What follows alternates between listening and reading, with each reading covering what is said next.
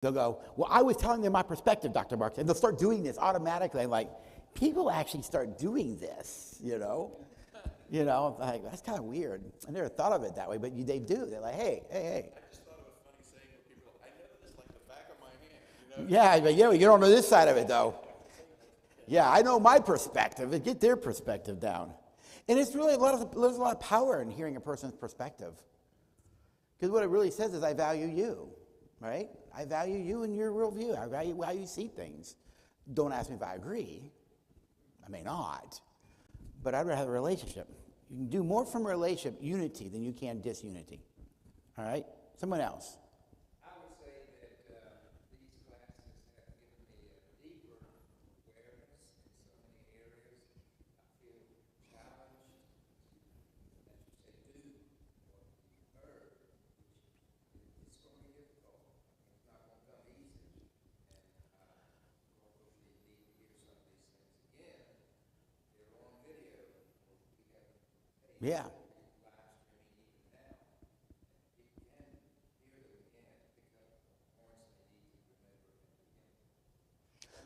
Yeah. So let's do the word. Everybody do a are you saying? Rick, are you saying that us is more important than me? Yes, I am saying that. So just do it, are you saying? Yeah, just do it, are you saying with me? Okay, Rick, are you saying? Whatever. So I want you to practice doing are you saying with me. About anything we talked about. Yes, sir. Are you saying that love never controls? Yes, I am saying that. It never controls. Yes, I am saying that. Someone else, are you saying?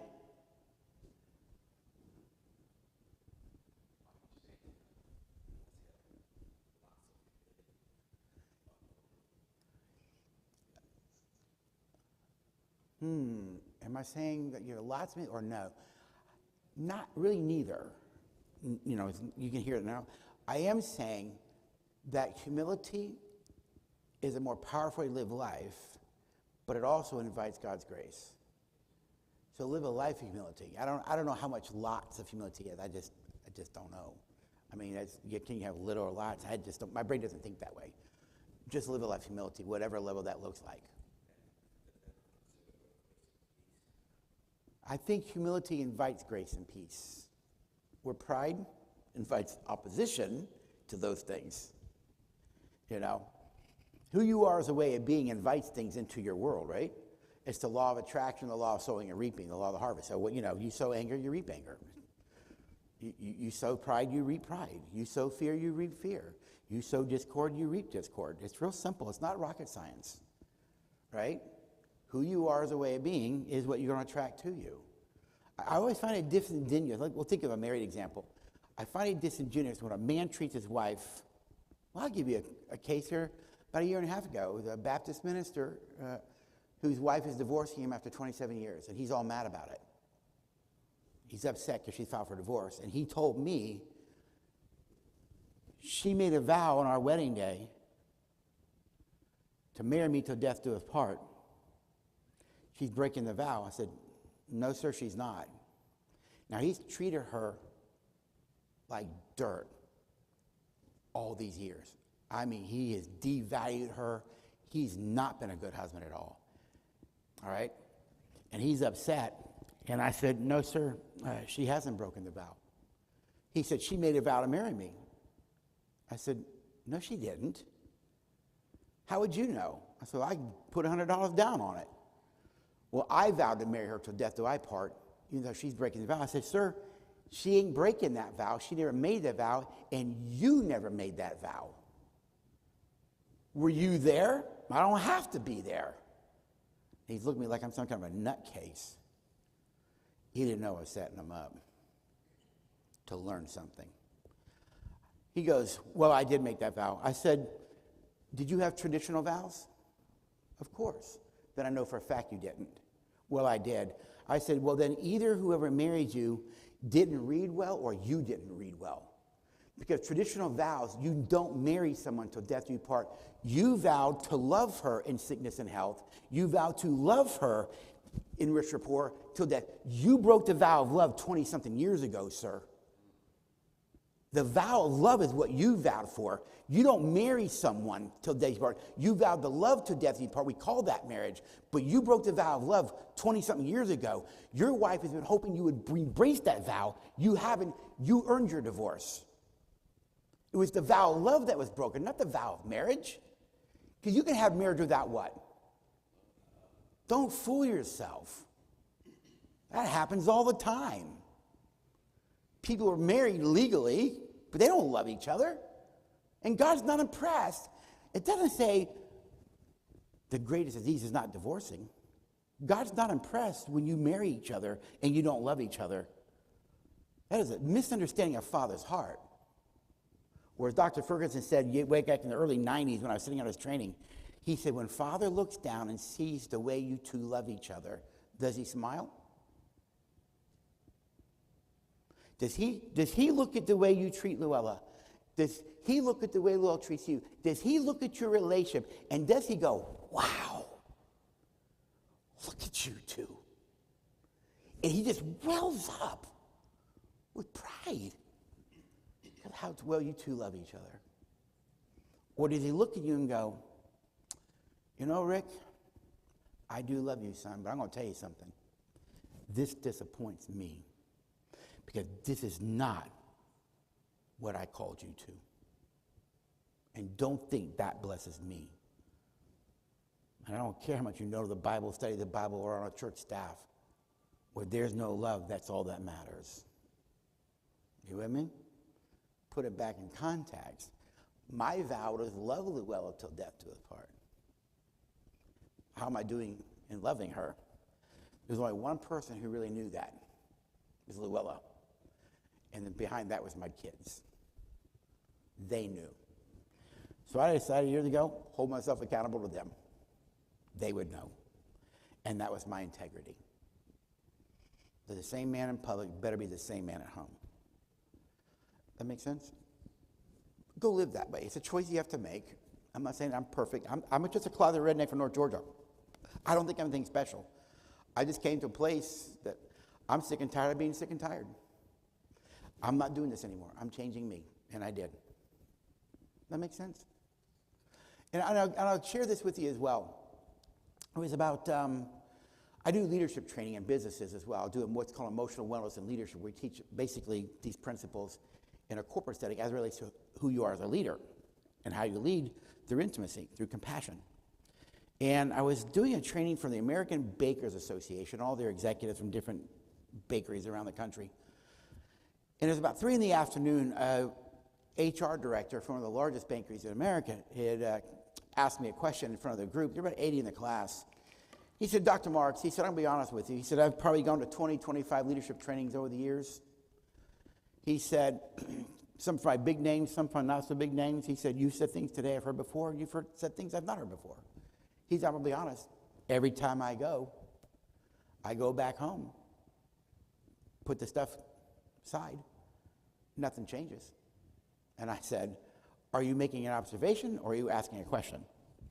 He goes, I think I'm asking a question. I said, what's the question? He said, why is that? I said, immediately, I said, you won't like my answer. He said, it doesn't matter. And I said, with your permission, because I'm about respect, I said, with your permission, I'd like to address the class because I believe there's probably other people in this room of 80 that have had that same experience. And a lot of people going, yeah. I said, so the question on the table is, why is it people go to trainings, seminars, workshops, and then they go home and nothing changes? I said, it's a simple answer. It has to do with what you value. See, you value going and learning. You don't value transforming. And because you don't value transforming, you don't apply what you use. I said, in 1994, my value wasn't learning. My value was transforming. I have to become the guy that earns the right to come for his wife. And I applied everything that I learned. No one had to ask me. No one had to prod me. No one had to make it happen. I drove it. I drove it. Why? I've got to transform. I used what I learned because my value is in what? Transformation. And I just said to him, shift your value to transformation, you'll use it. If it's just the learning, you've come, you learn, got some great information, and nothing changes. It's just about what you value. Shift the value to transformation. Make sense? So that's me. All right. Any other questions, comments, observations?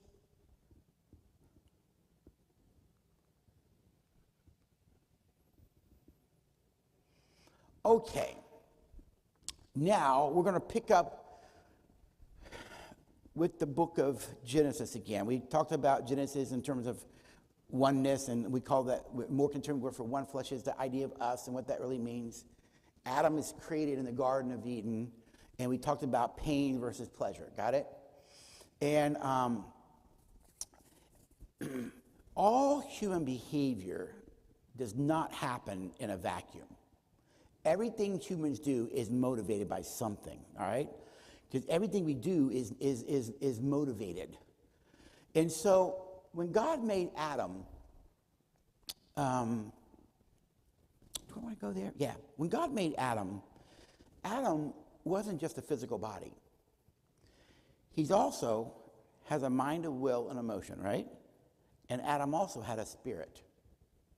Now, when the fall came, the spirit side of humans died, but you still have a mind, will, and emotions. That's the right side of the brain and the left side of the brain, all right? And so Adam, when he was created, he was fully human. Now, when Eve was taken out of Adam's side and brought to him, there was a purpose in that. I mean, think about it. Why would God take Eve from Adam's side? Why not just make her from the dust? They can still get married and have babies. Think about it. But it was important that she came from him. Now, don't make anything of the rib. I think that's what we do. We make more of it from the rib. In my mind, he could have took it from her pinky. See, if God made Eve from the dust, he could look at her and go, wow, she's pretty. She's different. In every constituent way, she's different, and she ain't me. He knew it, and she knew it. But Eve didn't come from the dust. She came where? From him. And when he looked at her, he would go, wow, she's pretty. She's different. She's not me. Oh, no, wait a minute. She is me. No, she's not. No, she is me. They both knew they were not each other, but they were each other. They both knew it. They could sense it. That's the Trinity. You're not me, but you are me. I am the Father, and he's the Son. And I'm the Son. I'm not the Father, but I am the Father. But I'm really not the Father. There are three parts, but each of those parts are what? One. They are each other, but they're not. And that's marriage. That's marriage. That in the deep emotional sense of a relationship, Luella is not me. But in reality, what? I cannot sense my life apart from her, away from her, till we've been in us for too long. Which is why a lot of really long-term marriages, when one person died, the other one died soon behind. Except for my grandmother. 63 years of marriage. If longevity is the goal of marriage, they did well. If love is the goal of marriage, we got to have another conversation. They were pre-Vatican II Catholics. If he died, you went to hell, so they didn't divorce. But they hated each other the whole time. Mean. And when Granddaddy finally died at age 83, she went on to live until her 90s and had freedom. They weren't in us. They weren't in us. They were two separate people. That makes sense? All humans have a physical body, but we also have an intellectual mind, don't we? Which is the left side of the brain. We also have an emotional brain, which is the right side of the brain. But you also have a spirit, don't you? And all humans were created needy by God. The fact that humans have needs is not a sign of weakness. It's a confession that you're human, because humans by design are needy, dependent. That doesn't go with Western culture, does it? We believe in what? Rugged individualism. Pull yourself up by your own bootstrap. Do it yourself. The problem with that is if that's really the heart of Scripture, then how do you explain the 59 one another verses? Comfort one another. Encourage one another. Support one another. Mourn with those that mourn and rejoice with those that rejoice. Why? Because man was never meant to live what? Alone. We talked about that last night when Adam was naming the animals, remember? And he came to realization there was not another one like him. What did he feel in that moment? Alone. And it was in the fall. I mean, it was before the fall, before Eve. God wanted Adam to feel the pain and aloneness in the garden before Eve. Now, how did God know it wasn't good to be alone? You ever thought about that? And don't say he's God. That's not the answer.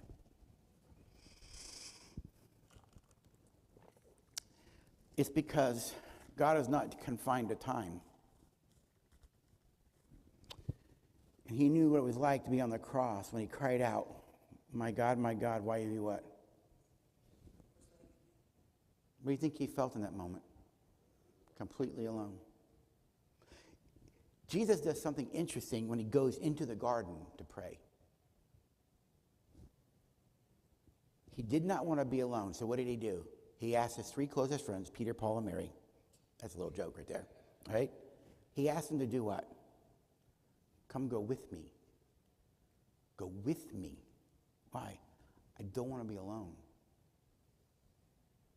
Even Jesus, fully human, struggled with aloneness. The difference is this. When we feel alone, we feel pain, because aloneness is pain. And when we're in pain, God designed the brain to do one thing for sure. The brain is wired to pursue pleasure, and it's designed to avoid what? Avoid pain. And whenever you're in pain, the brain is designed by God to avoid pain and pursue pleasure. So you think of it this way, if you're taking notes. Pain pursues pleasure. Always. The difference is when Jesus was struggling with the pain of aloneness, he trusted his dad to meet the relational needs. We go help him out. We go help him out. You see, because all humans have relational needs and physical needs. So these are all the needs humans have. We have spiritual needs. All humans need communion with God. Now, if you don't commune with the God, the true God, you might commune with Hinduism or Buddhists. You might commune with worshiping humanism. You might worship a tree. Everybody has a spiritual side, right?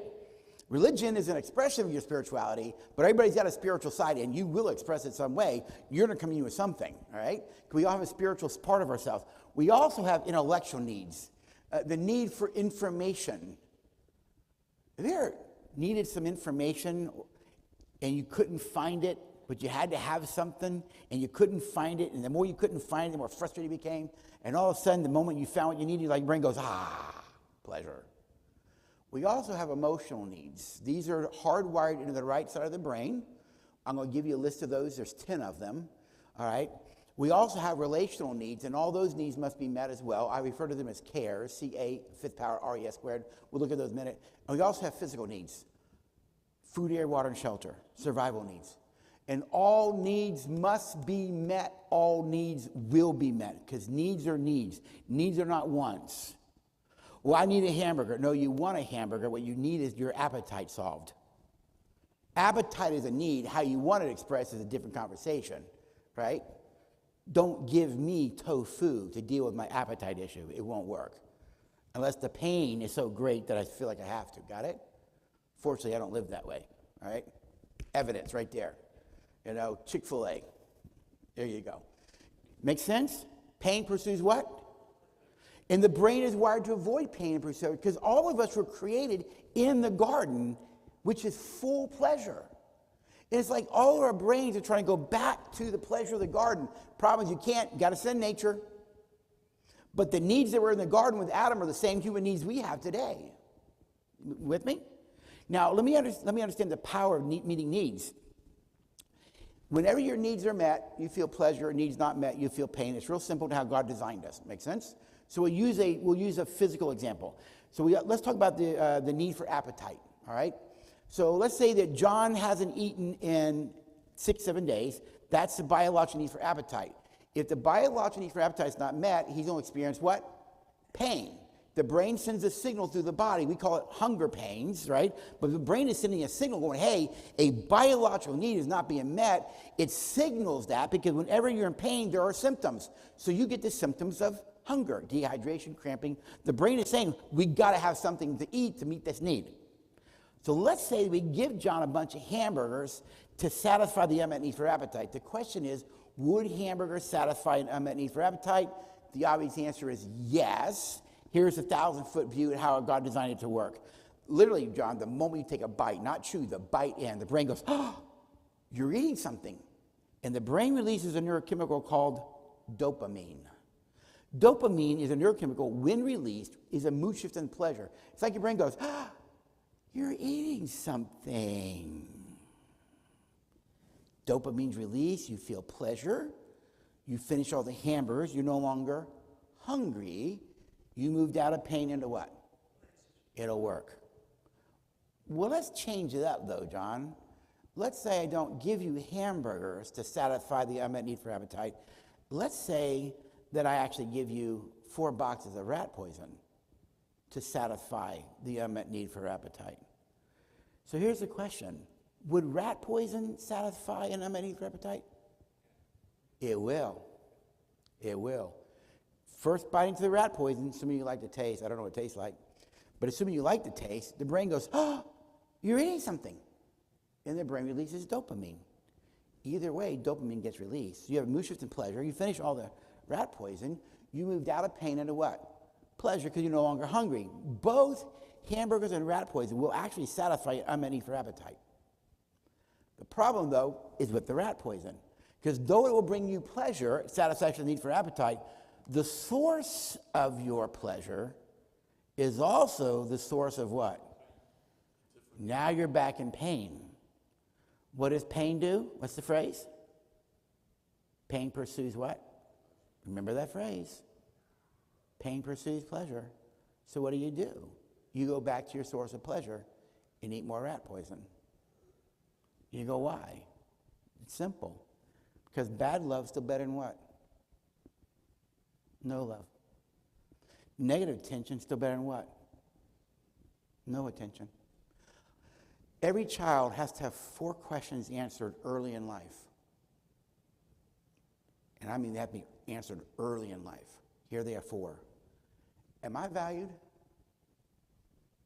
Do I have value?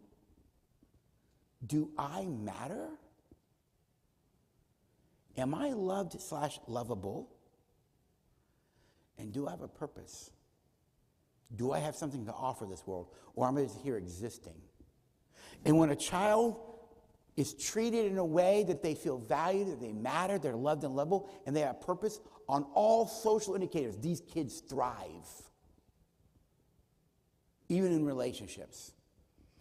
But when you don't believe that you matter, that you're loved or lovable, that you have value, and you don't believe you have a purpose, you won't thrive on all social indicators. And many people don't want the pain of aloneness, because whenever I feel threatened by someone, I move away from them. And that moves you into what? Aloneness. It's not good to be alone. But when you're alone, you're in pain. Pain does what? So what do? Well, I'm 12 years old and I drink Dad's beer. And I drink 2 of them. And all of a sudden I just feel different. This is what it feels like to feel good and accepted. Or turn to drugs, masturbation, pornography, food addictions, religious addictions. And there's so much research now that shows that people who are lonely over time will turn to addictions to medicate the pain of aloneness. Addictions are actually attachment disorders. So if I'm told to stop drinking this, guess what I haven't learned to do yet? I don't know how to have healthy relationships. And it's not good that you should be what? Alone. And many people in recovery still feel very much alone. And we'll get deeper into that later. But all humans have to bond to God, self, and others. That's really the whole principle of what God did with Adam. You were created to need me only. You were created to need me and others. And when we have intimate relationship with God, self, and others, we're actually walking in the fullness of the great commandment. The problem was sin, Genesis 3. And when Genesis 3 showed up, that broke the relationship with God, that broke their relationship with each other, and it broke the relationship with themselves, because in that moment they felt shame and fear. Shame and fear creates a disconnect from oneself. Does anybody know what the leading health crisis, not mental health, in America is and has been for 12 years now? It's not COVID. COVID was an urgent crisis.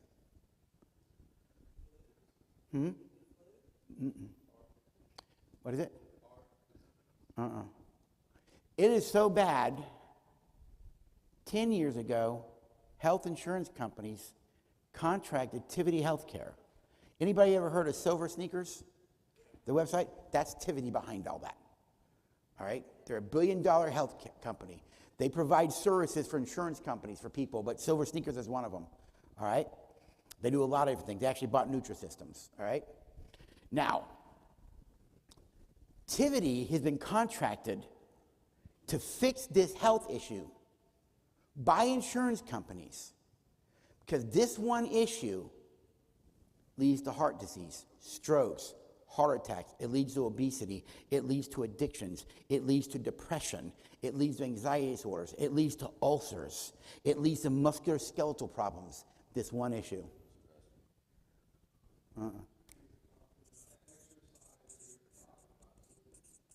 Loneliness. Americans are more lonely and disconnected than they've ever been in American history. And it is not devices that did it. These things did not create the problem. These exacerbated the problem. Kids grow up in their homes disconnected and lonely from their parents. People go to church lonely and walk out lonely. And the group that has the highest level of loneliness and disconnection is also the group that has the highest suicide rate. You know who it is? The elderly, 60 and above, which is why Tivity is focusing on them right now. They're actually focusing on them to help them find healthy connections. Why? Because just like food, air, water, and shelter, you have to bond emotionally to other people. All humans must bond emotionally. It's the right side of the brain, which we Westerners tend to negate. I don't care how you feel. Really? You think Jesus talks that way? The 59 one another verses have nothing to do with theology or intellect. Comfort one another. Encourage one another. Mourn with those that mourn, Rick. Rejoice with those. Why? You're not meant to mourn and rejoice alone. And we are more alone and disconnected than we've ever been in this country. And it is this health insurance companies that want it fixed, because there's so much medical research that shows the link between the more lonely and disconnected you are, the higher rate for all these physiological problems. Not just psychological problems, physical problems. There's a direct link between the more resentful and bitter you are and the higher risk for heart attack and strokes that you are. And the more fearful and insecure you are, all kinds of abdominal problems. Because the energy of fear affects the abdomen, the energy of anger affects the heart. The medical journals have been out there telling us it for years. We just don't want to listen to it in the church. And yet we weren't called to live in anger, and we called to live in love, joy, and peace. Ever noticed that the most peaceful, non-peaceful people who are mostly pent up aren't really peaceful, but they follow the Prince of Peace? You know who the most peaceful people are in the United States, in my opinion, are? Hang with them for a little bit. You'll see they are. They're Buddhists. Buddhist Americans are very peaceful people. They are. They're just very peaceful. And yet those of us who follow the Prince of Peace, we're pent up with all kinds of agitation and anger and stuff. There's something wrong with that conversation. You know what I mean? I'm an observer of things. We are created for pleasure. We're not created for what? But how do we what creates pleasure? It's getting our needs met. If If you need something to eat and I feed you, dopamine, feel loved. You have a headache. What do? Go take something. Why? Pain precedes pleasure. Make sense? That's very important. But same time, though, because of that, we also have these relational needs here. Now, in your handout, you should have a list of these with their definitions. All right? You'll see them listed here. You should have a list of these with their definitions. All of these, and you'll see where they're listed in Scripture. I refer to these as the 59 one another's. The 59 one other verses have one purpose. You are not meant to live your life what? Alone. But these needs that I refer to as cares, and the only reason I call them cares, if you look, C is comfort. There's 5 A words, R-E, and 2 S words. Got it? So it was a way for me years ago to memorize them for myself. Oh, cares. Comfort, attention, acceptance, affection, approval, and appreciation, respect, encouragement, security, and support. All humans have those needs. They must be met and they will be met one way or another. And if you watch Jesus' way of doing things in the New Testament, now you have this understanding. When the only group, every person he dealt with, watch his pattern. He never spoke a truth till he met the emotional need. That was his pattern. He met the emotional need, then he spoke a truth. Met the emotional need, spoke the truth. Emotional need, spoke the truth. The only group he spoke the truth to without making emotional need was the religious leaders. Because they weren't operating out of pain of a wounded heart. They were operating out of arrogance, pride. And that's a different conversation. Most people aren't operating out of arrogance, pride. They're operating out of pain. Got it? Pain of a wounded what? Heart. Because nobody was there to meet their what? Needs. So when I left home at age 18, I did not believe I had value. I did not believe I mattered. I did not believe I was lovable. And my stepmother told me I wouldn't measure up to anything anyways. So when I stepped out and joined the Navy, I never had most of these needs met. I didn't get comfort when I was a kid. I didn't get affection when I was a kid. I didn't get appreciation or approval. I kept longing for it, so I became an overachiever to try and get it, right? Rat poison way to get approval, jump hurdles. You still can't get approval. You still can't get appreciation. I was disrespected all the time. It was rampant in our house. And it was secure in that I didn't think somebody was going to break into the house and kill us, and we had food, air, and water, shelter. Make sense? My dad was a part of a generation of men, raised by men, who believed that the purpose of a husband is to provide protection, right, and meals. Got it? Then why were so many young men so disconnected from their fathers? Which has led to a crisis of fatherhood and fatherhood. And not thinking about politics, but there is one thing that I really appreciate Obama about. Obama understood the fatherhood crisis in America. He understood it. It's huge. It's huge in the white place, but we see it prevalent in the black communities. We see it prevalent there because 70% of all black children are born into a single-parent home. 48% of white kids are born into a single-parent home. Dads aren't emotionally engaged with their kids in the white community overall. I knew where my dad was. He was right over there. Don't bother him. Leave him alone. He's watching TV. And you left him alone. I never knew if those needs were met, so where did I get them met? Girls. My friends. Commander Newman, my ROTC instructor, and Chief McLary. They let me know that I mattered. You want to know why I always hung out there, even during the summer breaks, with them? Because when I hung out with them, I felt loved. Because see, whenever you meet those needs, you feel what? Loved. And if those needs are not met, you feel unloved. It's not rocket science how God designed the brain.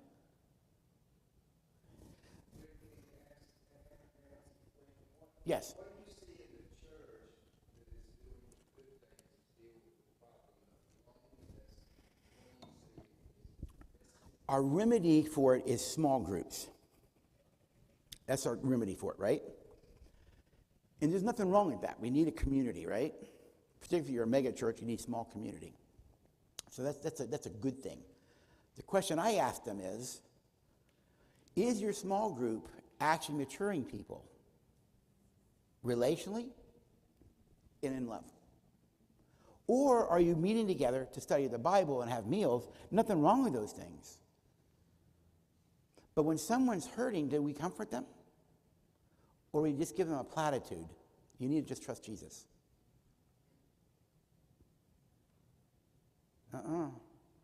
Lord said, I told you to comfort them. Don't give them information.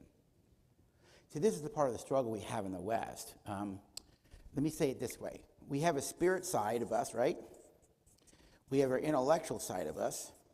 We have our emotional side of us. And we have our physical side. There's a principle that God put into practice in the natural world that's true in the relational world. Here's the principle. All things have needs, but only certain solutions can solve a need. If you provide a solution to a need, and the solution you offer to meet that need is irrelevant to that need, then you are irrelevant. You're like, what does that mean? Real simple. If you haven't eaten in 7 days, that would be a physical need for food, right?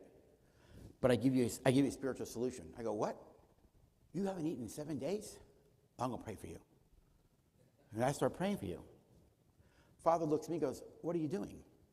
Well, Art hadn't eaten in 7 days. Yeah, I asked, what are you doing? Well, I'm praying to you. What for? Well, I was hoping that maybe if I prayed for you, you might feed them. You don't need to ask me that. You feed them yourself. Because my prayer, at the end of it, I'll feel good about me. But you're still left what? Hungry. A spiritual solution can never meet a physical need. I can give you an intellectual solution. Now, intellectual solutions are facts, logic, reasons, and advice. I go, you haven't eaten in 7 days, Art? Well, I'm going to tell you why you're hungry. You've been warned and warned and warned by your boss, and you got fired, and you earned this yourself. And the back of the brain goes, well, duh. I'm not stupid. I know why I'm hungry. It still doesn't take away the fact that I'm what? Hungry. Because intellectual solutions will never meet a physical need. And I can give you an emotional solution, which is those things up there. This is the cares list. All right? I can go, you haven't eaten in 5 days? You got to be hungry. And I just want you to know I care, Art. And his brain goes, well, I appreciate that, but you care enough to give me something to eat. Here's the principle that God played in order. The only thing that can meet a physical need is a physical solution. The only thing that can meet an emotional need is an emotional solution. An intellectual need is an intellectual solution. And a spiritual need is a spiritual solution. You meet the need with the right solution. Now, here's where us men get ourselves in trouble. We'll come home, we'll see our wives upset about something. I go, you look upset. I am. And she starts dumping, right? And we want to what? Fix it. So what do? We start giving them information, facts, reasons, advice. And we wonder why they're getting mad? You're suggesting they're stupid. They're not stupid. They're just mourning. Mourn with them. That's emotion to emotion. And when someone's rejoicing, that's emotion to emotion. It's right there in Scripture. When someone's mourning, mourn with them. And I learned a long time ago, you never give people input into their life without their permission. It's disrespectful. It may not be what they're looking for. Or as Dr. Gordon said it, it is not a sign of pleasure to give people input that is unwanted or asked for. And she's absolutely right. Know the need, meet the need with the right solution. Saved me a lot of problems. Early days, I'd say, well, you didn't even just listen, or you want my feedback? I just want you to listen. I went, oh, okay. And when I was done, I would just comfort her. I would say, I'm really sorry that happened. I can see how it was painful for you. And she'd say, thank you. Now, if she said, Rick, what are your thoughts about this? Hear that question? What's the need now? It's intellect. She was looking for information. Now I can give it. And I learned a long time, I don't give people input if they don't ask for it, or if I want, I ask permission first. It may not be their need. Make sense? Everything humans do is need-driven. So an example, here's a graphic we can use to kind of better understand this, all right? I am arguing that all humans have a fallen nature, right? And our fallen nature shows up as problem behaviors. Would you agree to that? But what I'm saying is, everything people do isn't really this, it's driven by a what? A need. So, ladies, take this with goodwill, but nagging is a sin. And men hate it. A contentious woman is like a slow dripping faucet, Old Testament says. Drip, drip, drip. And so we don't like your nagging. It's a part of your fallen nature. So what do? We complain about your nagging. So there's a lot of nagging, and I'm complaining. Spirit looks at me and says, what are you doing, Rick? Well, I'm sick and tired of Will's nagging.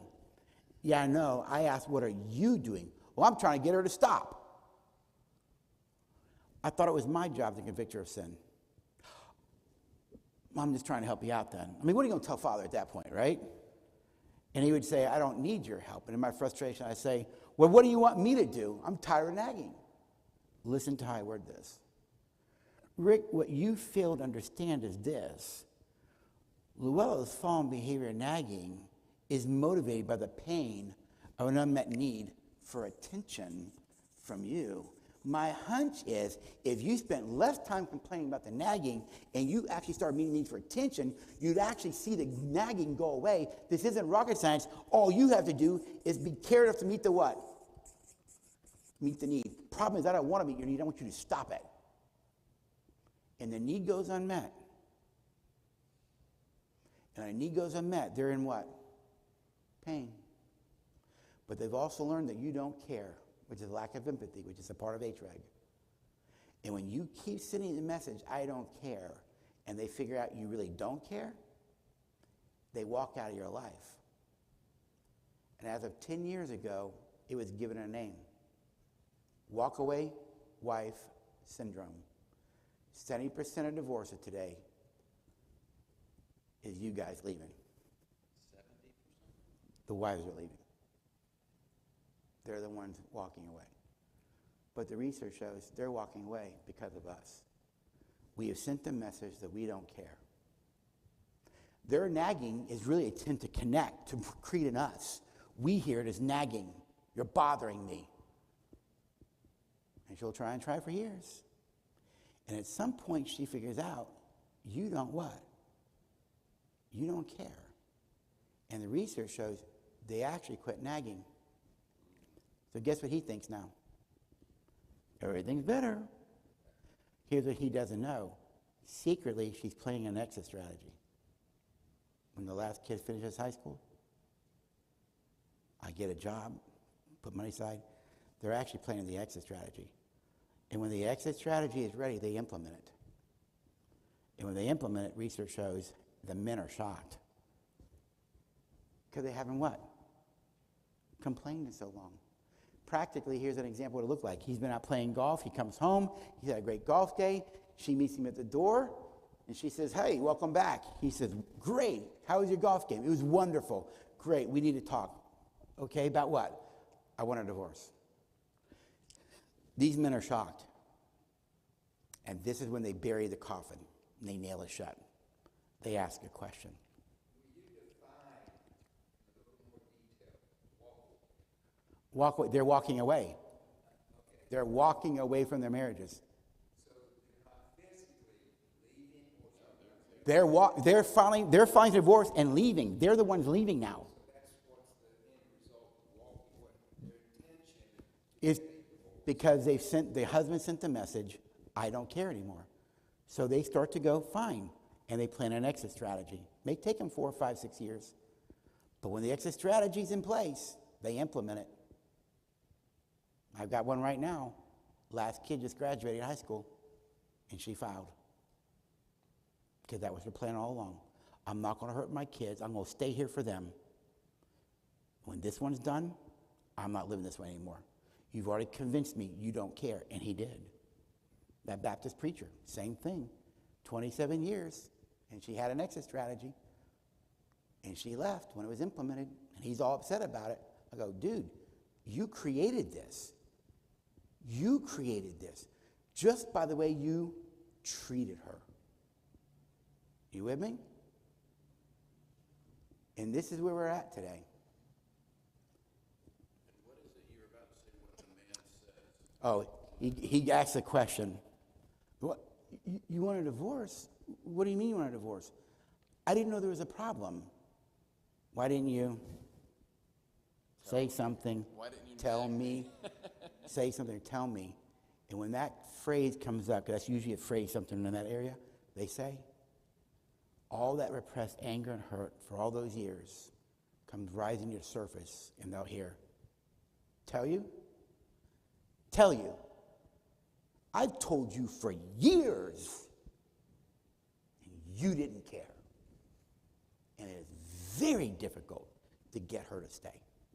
Now, the research shows it's at that moment he will change. However, in her mind, I had to gain weight. I'm not on antidepressants. I've had an anxiety disorder. I've been struggling all these years, and now you want to change? No.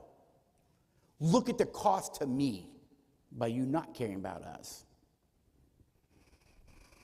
That's very difficult to get them to stay. Well, they're usually gone because by the time they say I'm done, they're done. And then he just nails the coffin shut when she tells him that she's filed.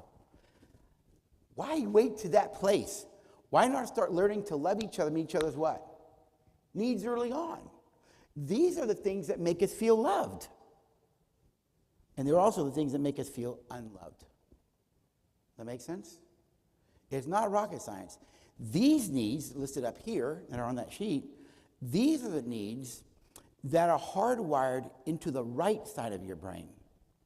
They're known as relational needs or emotional needs, all right? And just like food, air, water, and shelter, you also need comfort, acceptance, approval, appreciation. You need all of them. They must be met and they will be met. The question is, do you get them met in healthy, mature ways or rat poison ways? That's the question. Got it? The elderly has a high suicide rate. Just think about it. Where are they most put? They're put in a nursing home or someplace like that. So think about it through this prism now. Yeah, they get food, air, water, shelter, but who comforts them? Where do they get appreciation or acceptance or approval from? Or attention? They don't. And suicide is pain and pleasure. Because the pain of the aloneness and abandonment that I feel is so great, for some people, the brain says, it'll be more pleasurable to be dead than in the pain of the rejection and abandonment. And they kill themselves. It's pain and pleasure in a rat poison way. And every one of us do this. We're just not taught. It's all motivated by a need. Does that make sense? So we need to be aware. Look at let's give an example in Scripture. The woman caught in adultery, right? So she's caught by the elders of your church. I mean, Art and elders caught this woman in adultery, right? How would you feel? And they got a bunch of stones they're going to throw at you because they can. Because the law says they can. And they haul her down to Jesus and confront her, or confront him with her there. I have no idea if they gave her an opportunity to address. My hunch is they probably didn't. But Jesus is in a room teaching a bunch of people, right? So you got a bunch of people in the room watching this engagement. Now she's about to die. What do you think she needs in that moment? Security for sure. Acceptance and approval for sure. Because she does not feel accepted and she does not feel approved. And here they are about to kill her, justifying their actions to kill her. And it's interesting, Jesus said of them, will you without sin cast a what? And from oldest to youngest, they drop their stones. So she's watching this. And she's thinking, huh? This guy just put them in their place. What do you think she's starting to feel with this man? Safe. Her low brain is toggling down. Fight, flight, or freeze. It's toggling down. And then he looks at her and never says a word to her about her decision. He says, woman, where are those that condemn you? Interesting, she feels no condemnation from this man in front of her. She says, there isn't anyone. I don't condemn you either. Words of approval and words of acceptance. Don't you know that by meeting those three needs that were present right there in her soul and that moment bonded her to him? And what did he say? Go make better choices. And church history says she can't follow from that day. All because he cared enough to meet her what? And not judge her. What she needed was acceptance and approval. Here's why. We don't know why she was doing what she's doing. Maybe she was molested as a kid, and that was the only way she knew to find love. Because some do, don't they? Or maybe she was poor and had children, and that was her way of making money. See, when you understand why a person does what they do, are you saying you do that because, yes. Oh, I get it. That creates compassion on your part. And I like the way Cy Rogers said it. When you come to a place where you understand why desperate people do desperate things, it doesn't make what they do right, but it makes it understandable why desperate people do desperate things. And that creates compassion and patience in you. More powerful way to live life requires humility. You've done it. It's easy to throw a Bible verse out and condemn her or throw a stone at her. That just makes you self-righteous. We have no idea why she's doing what she's doing. And the Lord knows it's not right. What she needs is love, acceptance, approval. Someone that says, I know what you've done, and I love you anyways, and I want you to be part of my life anyways. Did you get that back there? No matter what you've done, it don't matter. I love you. I see the value in you. You matter to me, and I want to invest in you. Well, I mess up. Don't we all? Who am I to throw a stone? For every stone I can throw, I can be stoned. So what? You got hang-ups. Whoopie-doo. What are you going to do about it? That's all. When we seek to meet needs, we feel loved. And when our needs are not met, you feel unloved. It's real simple to the brain. Does that make sense? Questions or comments about this? So we're not going to do it now, but I put on the back of this sheet the needs assessment by Dr. Ferguson. And so what this is 50 items, and when you answer the items, and I encourage you to do it to get some self-awareness, when you answer these, here's the key. Don't read into the questions. They only mean what they mean, right? It's on a Likert scale from -2 to +2. So you take that assessment, answer all the 50 items, and then right here is the scoring sheet. Now, the way the scoring sheet works is you'll see all the CARES words listed here, and you got 5 numbers under each one. Those numbers are the item numbers in the test that correspond to that need, right? So what you do is once you take the assessment, take all your scores and transform into the appropriate slot. Got it? So if you scored a 0 for question 10, just put a 0 in question 10. Got it? Total them up. Find your top 3. Ferguson calls the top 3 needs priority needs. What does that mean? That means you feel most loved around those 3. Llewellyn's top 3 are security, support, and encouragement. Your top 3 needs are the ones that were met a lot in childhood, and your brain still expects it, or they weren't met much. Llewellyn had no support as a kid growing up. None. She had to support herself. And so that's why support is so elevated. So when Luella says, I need you to make the bed, I make the bed. Not because I like making beds. I hate making beds. I hate it. But I've made the bed for 27 years when I'm home. For one reason. When I make the bed, the woman that I love feels what? Supported. And that's good for us. That's why I do it. Luella's bottom need is affection. If I hold her hand, ain't no dopamine for her. She holds my hand, I get a lot of dopamine. It's one of my top 3, got it? So if I hold her hand, it don't mean much to her. I get aroused, right? I love it when she touches me. I had to learn to become more supportive. She had to learn to become more what? Affectionate. Will she ever be as affectionate as I am? No, because we're different, aren't we? But what I did learn was this. If I would make sure I would always listen for a need, and I met the need and quit worrying about this thing up here, I could always solve a problem quicker. What's the need? What's the need? I got to know my kids well enough to know what their top needs were. Trey's is respect, Madison's is encouragement, and Jesse's is attention. So if Jesse's around me, I put all my devices away from me so I don't get distracted.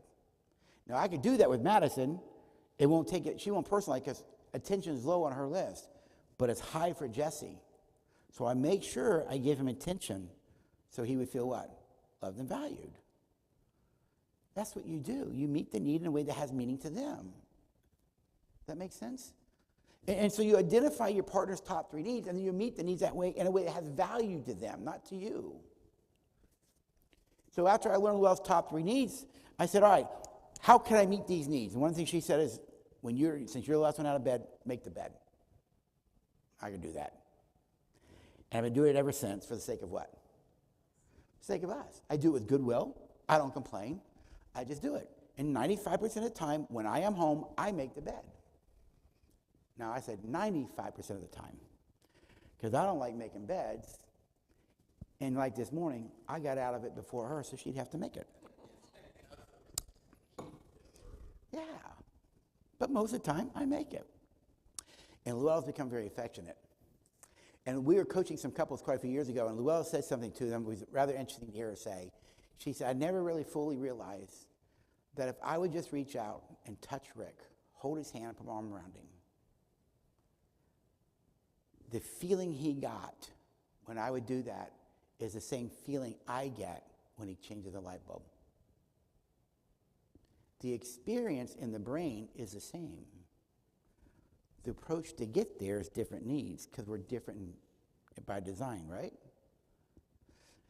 Now you might be going, oh, this is like the love languages. I'm not a love language guy. I don't like them. I'm not a love language guy. I'm not like them. I don't like them. And here's why. If we're honest about it intellectually, the love languages are an author's metaphors for how love works. And it has to do with marketing.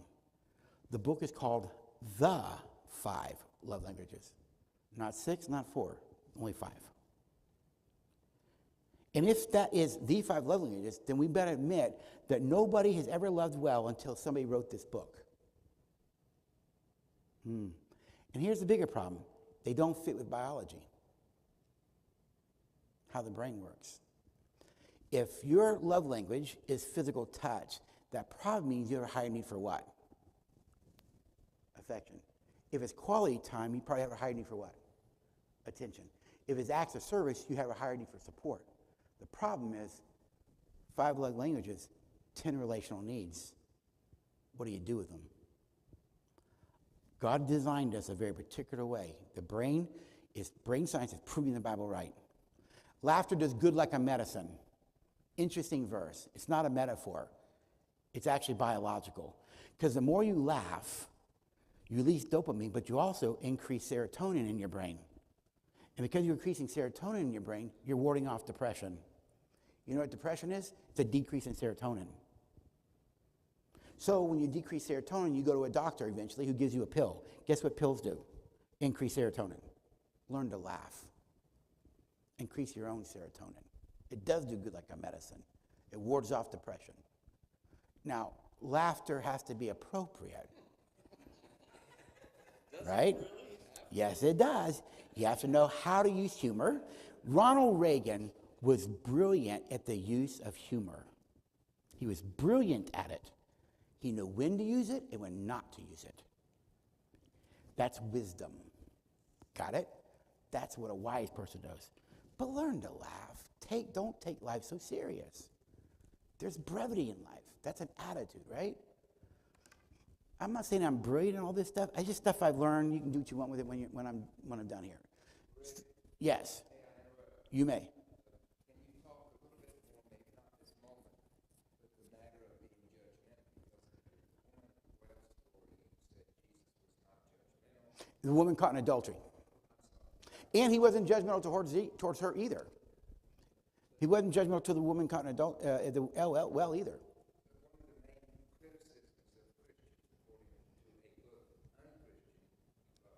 Yep. Yes. Yes. All right. Remember the statement I said yesterday? The way you think you come across is not the way you do come across. And the way you think you're being experienced is not the way you are being experienced. And what people do is they defend how they think they are, believe they are, but it's how you are that matters. We have a way that we think we are. Now go ask the gay community how they see us. Go ask this group how they see us. And I think Andy Stanley said it best many years ago why he wasn't going to be a Southern Baptist church. He said, the denomination I was raised in, if you ask people about them, this is the things you hear. They're judgmental, they're critical, they're selfish, they're prideful, and they're arrogant. He said, interesting, the denomination I grew up in wasn't known for love. And that's why he never became Southern Baptist, because he understood, he saw it, he watched it, even in his own father's church. And so he left it. I go, how do you know you're that way? I just know. Go ask the people who experience you how they see you. And another good way to think of it is a word, I'll write it down for you. Syntality. You ever heard of that word? Syntality. Syntality. Personality is to person what syntality is to group. Every group has syntality, a personality. When I mention this name of this group, tell me what words come to mind. You ready? Chick-fil-A. Chicken, what else? Think about the group, not the food. Huh? Counts? You say counts? You know what I think of? Kind, my pleasure, caring. Because that's how people understand Chick-fil-A to be. That's how they understand it to be. Now, how about this one? McDonald's. When I hear that, it's about me, it ain't about you. You're wasting my time. I'm going to get you what you want and get out of here. That's syntality. Your church has syntality. When I moved back in 96 and went on staff at First Baptist, I was shocked at the attitude and perception of the city towards that church. And it was not loving. And I became friends with an AME pastor, Granville Reed. He became like a granddad to me. But Granville, when he met me, never knew I was on staff at First Baptist for almost a year. He just knew I ministered somewhere. And when he learned I was at First Baptist, he told me, he said, I owe you an apology. I said, what for? He said, I have no respect for First Baptist Church. The way they talk to people, deal with people, treat people in the city. He said, Rick, if I had heard that you were at First Baptist, I never would have become your friend. I would have judged you. He said, you're not like them. And I said, Granville, if I ever am, do me a favor. He goes, what's that? Shoot me. I don't want to be like them, which is why I didn't last there. I don't want to be that. That ain't about me. about all of us. They're not the best in the city. They're just one of many. I mean, think about it. It was in the paper. Dr. Lindsay said it. If you want to go to mediocre, don't come here. It was in print. I quote. How dare you suggest that the other churches of this town are mediocre? They're not. They're not. Centrality. Your family group has centrality, and you have personality. But every group's got centrality to it. And who shapes the personality of a group? Who shapes it? The leaders do. The leaders do. That's why the church sort of takes on the personality of the pastor. It does. Chick-fil-A took on the personality of Truett Cathy. You with me? Hobby Lobby takes on the personality of their leaders. You got it? This is why the corporate world is now ramping down on what they're calling emotional intelligence. Because it's affecting so much. And in the book, The Trust Edge, you will travel further and spend more money to buy a product from a company that you trust than one you don't trust.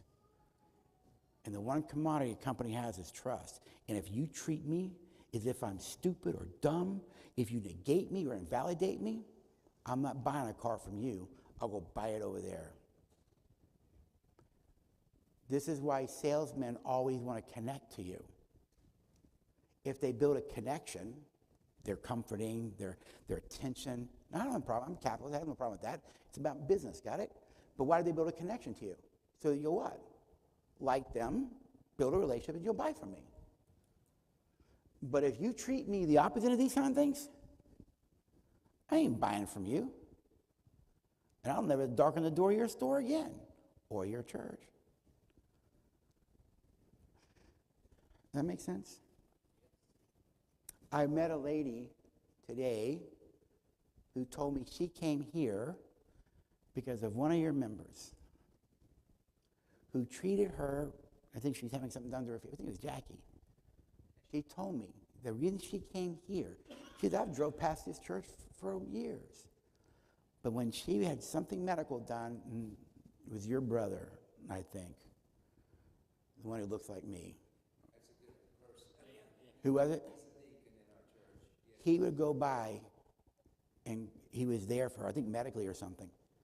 And the way he treated her, she told me, was so loving and so caring.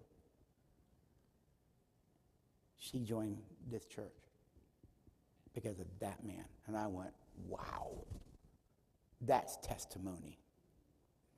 It was how she was loved and treated. That make sense? God remembers his name if that's necessary. Mm-hmm.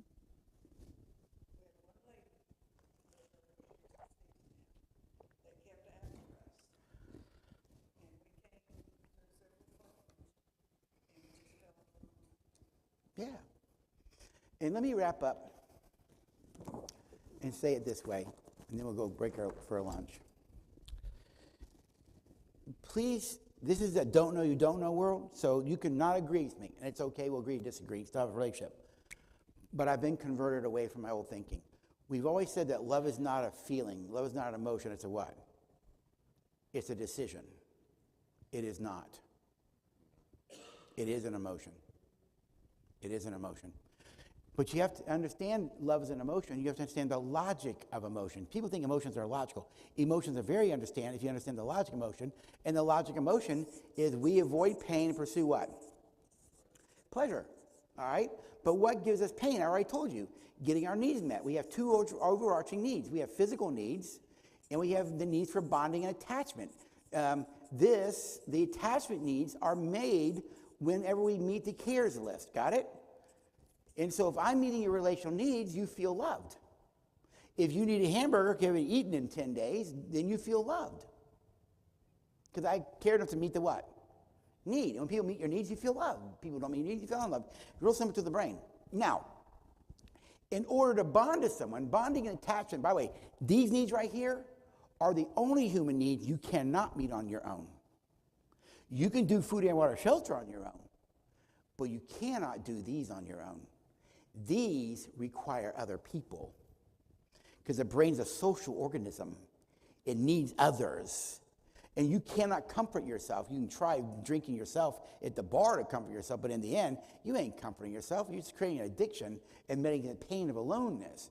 Comfort happens when someone comes up to you and says, man, I know you're hurt and I want you to care. And then you comfort it, dopamine. Got it? You don't feel so alone anymore. So bonding and attachment needs require other people to meet it, right? And so the way you bond to someone, you have to have two things. You've got to be emotionally open to them. You've got to be emotionally open. And B, you've got to be physically close. The brain will not bond without those two things. God designed it to be so, all right? Now, think of it this way. If I'm a healthy, mature adult, and I live maturely, and I care enough, and I live out of HREG, humility, respect, empathy, and goodwill. We'll talk more about that tomorrow. And I meet needs. The more often than not, I'll probably be a source of what to you? Yeah. It's like my mentor told me, everything you do, you're a source of pleasure or you're a source of pain. Choose how you want to be. Everything you do, you're a source of pleasure, you're a source of what? Pain. Now, if I become a healthy, mature adult and I love maturely, then more often than not, I'm a source of what? Pleasure. And when you're a source of pleasure, people desire the things that bring them what? Pleasure. And we feel love for the things that bring us pleasure. Now, we say things like, I love my wife, I love my kids, I love the U.S. military, and I love mint chocolate chip ice cream. We use that phrase, you love your kids and mint chocolate chip? Yeah. It's a misuse of the word love if you think of it in the relational context. But if you think in the biological context, if you put a bowl of butter pecan in front of me, there is no desire because it does not bring me what? It brings me pain. I don't like it. Mint chocolate chip, though, that one gives me a big dopamine dump. And that's why people say, I love mint chocolate chip. Why? It's a source of what? Pleasure. So we feel love for the things that bring us what? Pleasure. And we also feel love for the people who are a source of pleasure in healthy, mature ways. Got it? And when you stop being a source of pleasure, I don't feel love anymore. What do I feel? You're a source of what? Pain. So what do people feel? When you're a source of pain, then people feel danger from you. They feel that you are a what? A threat. And what does the brain do by God, designed to do by God, to deal with someone who's a threat? One, it runs out of fear, which we call the flight response, or it goes numb and shuts down feeling. That's the freeze response. Or it turns to anger, and that's the fight response. Fight, flight, or freeze. And whenever you're in fight, flight, or freeze, you are not emotionally open. You're in an animal posture, like animals that have the same area of the brain. You're in that animal brain to deal with a threat. And people go, well, love is a decision. Love is an action. That is the dumbest thing to think. Think that through. If someone beats you on a regular basis, I don't care how much I act loving towards you. I will not feel love for you. I'll always feel what? Threat. I'll always feel threat. But here's the thing. People say, well, you can act in a loving way. Well, how can you act in a loving way if you don't feel love? I changed the language. Even though I don't feel love for you, Nathan, that doesn't mean I still can't treat you with goodwill and respect. You can treat anybody with goodwill and respect. And when you treat people with goodwill and respect, you are acting in a loving way. But I don't like using the word in two different forms like that. I think it's confusing to the brain myself. I can treat anybody with goodwill and respect, even though I don't feel love for you. I may feel threatened by you, but when I'm in your presence, I will always be respectful, and I'll treat you with goodwill. And if I can't, I won't be in your presence. One question. Yes. This may be in the category of I don't know what I don't know. Uh-huh. But in 1993, when your friend or the man leading that class told you that you're not him, pleasure in that moment. Oh, no, it's painful. But it was like truth, like a Because he wasn't a source of pain. No? He actually was a source of pleasure when he did it, because he did it respectful to me. What was painful was the truth. He wasn't a source of pain. He actually did it respectfully, and he did it with goodwill. But he didn't hide the what? The truth of that statement is what created the pain, not him. He was the deliverer of truth from God. That's different than, shut up, I am a source of pain. I don't care, F you, I'm a source of pain. Got it? This is how you treat people. He didn't treat me in disrespectful ways, but he did tell me a truth, and it was painful to hear. But you don't grow on the mountaintops. You grow in the parts where the Father goes, you need to look at this part of you now, son. I don't want to see those parts of me. How can you love maturely if you don't face these parts that hold you back from loving maturely? You say you want my heart, you have to deal with these parts that block you from having my heart, son. Yes, sir. And I go face those parts of me. It ain't always pleasurable, but I one thing for sure. Once you face them and deal with them, they gone. You've healed. You transformed. Or one of my mentors told me, when I had to deal with my father wound in 2005, I said, I'm about to go through a lot of pain, aren't I? He goes, yep. He goes, but remember this, don't fight the pain. He said, embrace it, you'll heal quicker. But if you fight it, you won't heal as fast. Embrace the pain, because the pain God uses to teach, to show me, to make me aware. And in the midst of it, he always giving his grace, his mercy. In spite of this, Rick, I still love you. You're still good enough. You still matter to me. But I need you to face these parts of you. Why? Because I have a plan for you, a purpose for you. And you said you wanted my heart, son. Then you don't get my heart. You develop my heart. You don't get it. You develop it. And in order to develop his heart, you have to have opportunities to practice it. You ever told somebody, don't pray for patience? Don't ever do that. Here's what Father hears when you say that to somebody.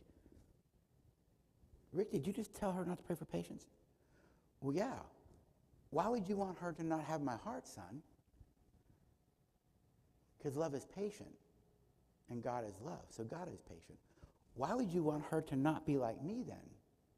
You should be encouraging her to find opportunities to practice patience, because the more patient she becomes, the more loving she becomes, and the more loving she becomes, the more she's like me. You should be encouraging people to walk in patience, not to avoid opportunities to practice it. And if you have a problem with patience, here's the best place to practice it. Walmart. 25 checkout stands, only one's open. And you're standing there like, and Father goes, here's an opportunity to practice patience. Quit worrying about the things you can't control. Serenity prayer is good for this, by the way. Walk in patience now, son. You said your impatience people will feel, and your patience people will feel. It's an energy you put off. Walk in patience. Quit worrying about the things you can't worry about. Find peace in the midst of this. Yes, sir. And that's how I've lived my life. I ain't saying it's right, but I just share with you what I've learned along the way. That makes sense? So I encourage you, do the assessment, find your top 3 needs. And then, if you're married, ask your partner, oh, how could I meet that need and that need and that need? Give them 2 things tell your partner 2 things they can do to meet that need in a way that'll give you a dopamine shot, right? And then you can choose to do it or not. No one says you have to meet your partner's needs. But if I know that Luella's top needs are support and security, why would I want her to have those needs met? And so I did. And Luella became more affectionate and more respectful, because those are my 2 big ones. That make sense? Questions or comments? We'll break for lunch. What will be your takeaway from this session? Yes, ma'am. What's that? Oh.